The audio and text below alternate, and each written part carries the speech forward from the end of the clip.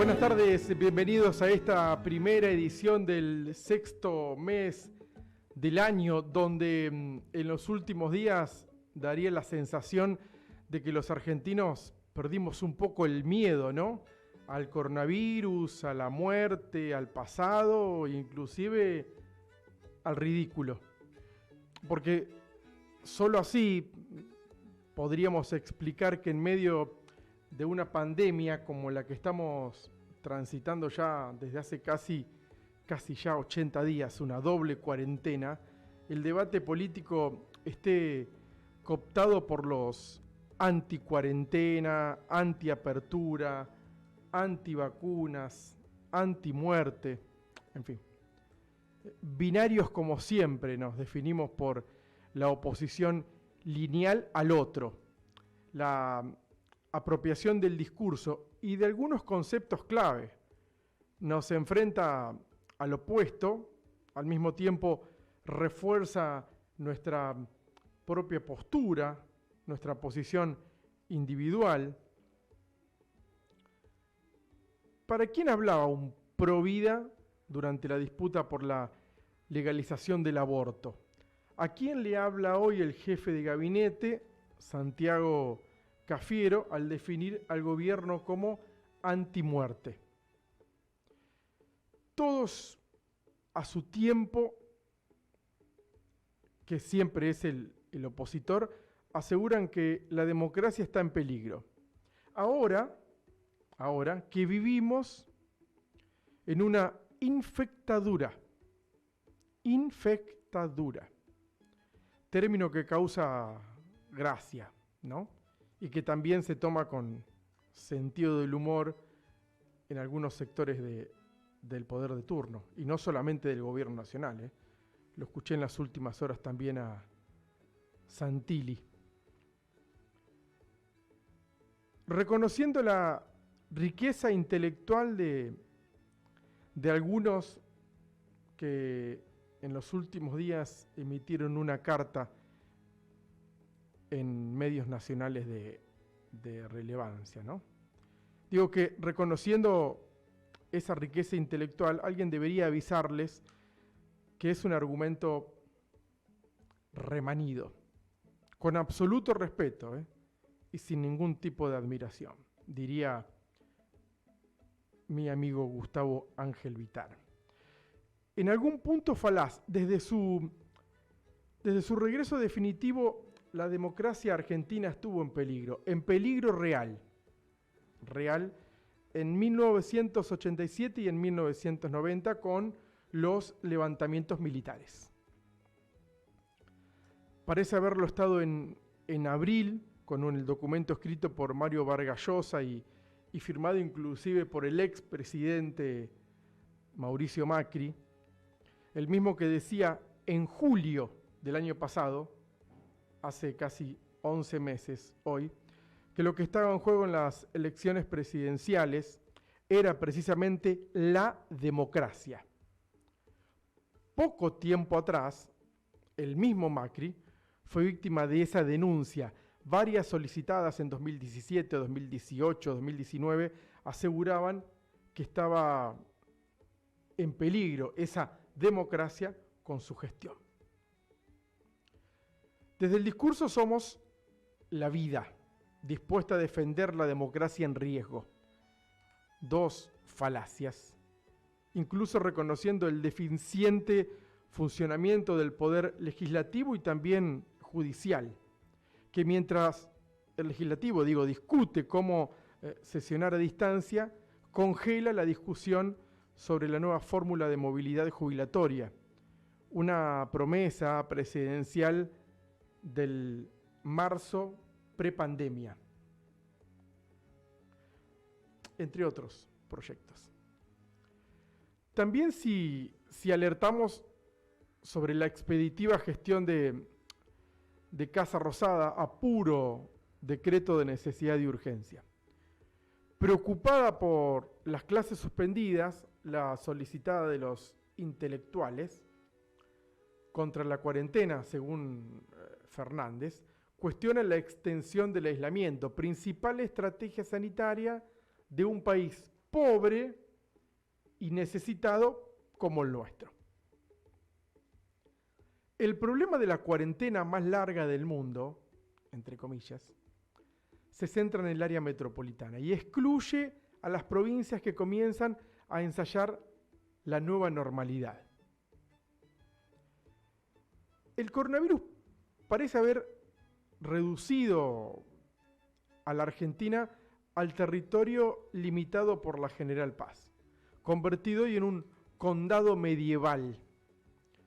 Ignorantes de la comunicación y la cambiante cultura digital, las personalidades anti-infectadura parecen desconocer la cantidad de horas que pasan los pibes, los adolescentes, los adultos, los niños frente a la pantalla, tratando de compensar la falta de educación en las aulas.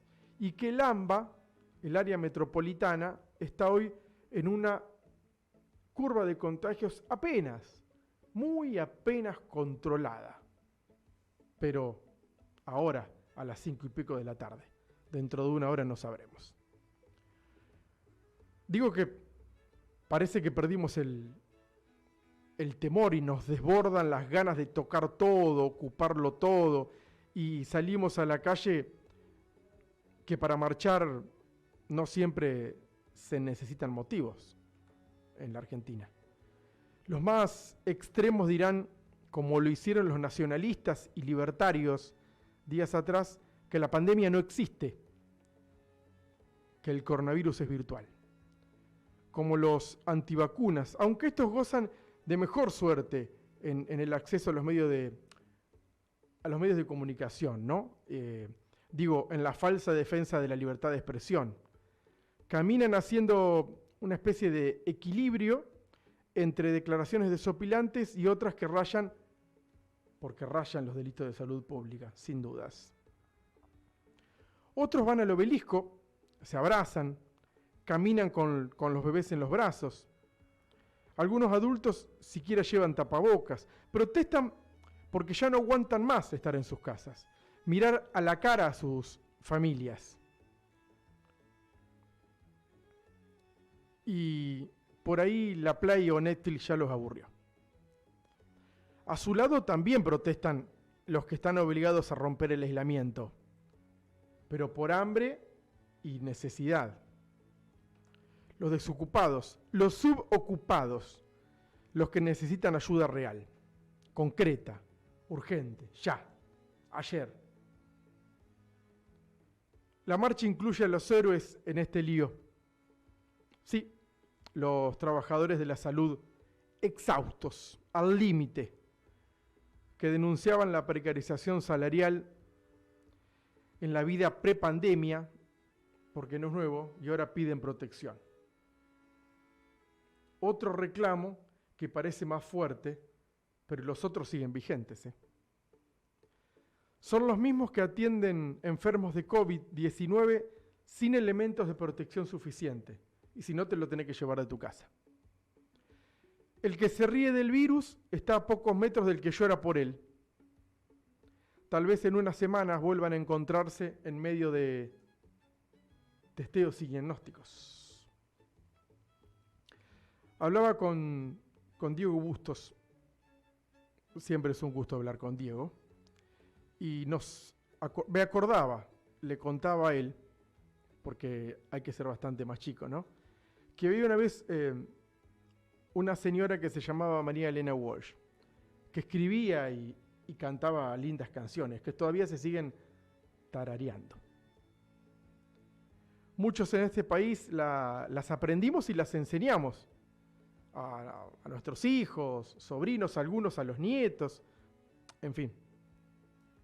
Una de esas canciones de María Elena Walsh, de 1967, y empezaba: en el país del no me acuerdo, doy 3 pasitos y me pierdo. Esa era una parte de un tema que duraba 1 minuto y medio más o menos. Si sos chica o chico, seguramente no comprendido en la audiencia, tal vez no sepas que muchos años después del 67, cuando lo creó Walsh, en 1985 se filmó una película que se llamó La Historia Oficial y que ganó un premio Oscar, inclusive. El personaje de la nena de la película se llamaba Gaby. Era una nena apropiada por quien decía ser su papá. El señor la había robado al nacer durante la dictadura, que es un gobierno de terror, y por nadie elegido más que por unos cuantos militares civiles, empresarios, también había curas. ¿Me van siguiendo, no? Bien. Bueno, Gaby en la película cantaba esa misma canción que seguía un pasito para allí, no me acuerdo si lo di, un pasito para allá, ay, qué miedo que me da. ¿Por qué cuento esto? ¿Por qué te quiero contar esto? Porque esos señores y señoras, científicos, intelectuales, periodistas, que escribieron una carta y dicen que la democracia está en peligro, subrayado, con mayúscula, fluorescente y entre comillas. Pero no lo dicen por este virus que infecta y mata gente en todo el mundo. Porque, por el que además estamos encerrados, digo, trabajando menos o trabajando más, o por menos plata o sin trabajo, con médicos, con enfermeros, con personal que atiende la salud exhaustos. O por tener un presidente elegido, por la mayoría, que les pregunta a los que saben y cada 2 por 3 habla por tele, explicándonos cómo hay que cuidarnos, esforzándose a su forma y a su manera, defendiendo lo que piensa que es lo mejor para todos. Presidente en democracia. No, estos señores que escriben la carta dicen que hoy estamos en peligro porque estamos como en esos años de dictadura que cuenta la película, donde habían raptado a Gaby. Y para explicarlo nos asustan, o pretenden asustar. Y confunden que con una palabra que no existe más que en sus cabezas. Dicen que hoy vivimos esto, la infectadura, una mezcla de pandemia que no ven tan seria, con esos años oscuros de crímenes, robos de bebés y en los que hasta se arrojaba gente viva al mar desde los aviones. Esos señores y señoras pueden asustarse, pero no hay que hacerles caso porque se olvidan, como si vivieran en el país del no me acuerdo, como el tema de María Elena Walsh, que hoy hablaba con Diego. ¿No recuerdan que desde 1983 hasta ahora hubo alzamientos militares, crisis económicas terminales, y que son ellos los que apoyaron un gobierno que impulsó pérdidas de derechos laborales, aumento de pobreza, cierre de negocios? Son gente olvidadiza, que se olvidan rápido, pero que se equivocan feo, muy feo, y que tienen muchos años, pero parece que entienden menos que vos, o menos que unos cuantos. Fíjate, acá salvo el coronavirus, nadie está matando a mansalva, raptando o tirando a nadie desde un avión, tirando a nadie vivo desde un avión para dejarlo que muera, para matarlo. Solo se está tratando de que no muera más gente como en otros países, en España, Italia. Vení más acá, Estados Unidos, si no mira Brasil, por ejemplo. Te conté todo esto, o quise recordar esto, porque a veces es mejor hablar con los nenes y con las nenas, con los más chiquitos, o con aquellos que hay que contarle. Digo que es mejor siempre eso que perder el tiempo con gente que no se acuerda de las cosas.